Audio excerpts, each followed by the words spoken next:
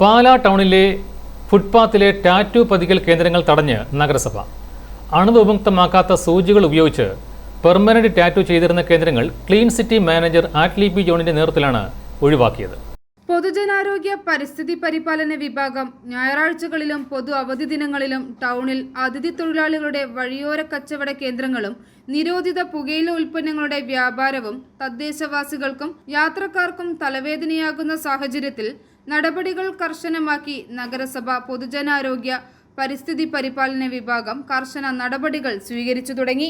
അണുവിമുക്തമാക്കാത്ത സൂചികൾ ഉപയോഗിച്ച് permanent tattoo ചെയ്തിരുന്ന കേന്ദ്രങ്ങൾ clean city manager Atli P ജോണിന്റെ നേതൃത്വത്തിൽ ഒഴിവാക്കി.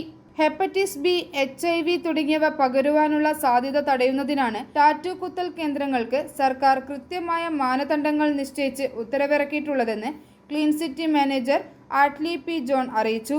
പബ്ലിക് ഹെൽത്ത് ഇൻസ്പെക്ടർമാരായ രഞ്ജിത് ചന്ദ്രൻ, സോണിമോൾ EP എന്നിവർ റെയ്ഡിൽ പങ്കെടുത്തു. i4E news, Pala.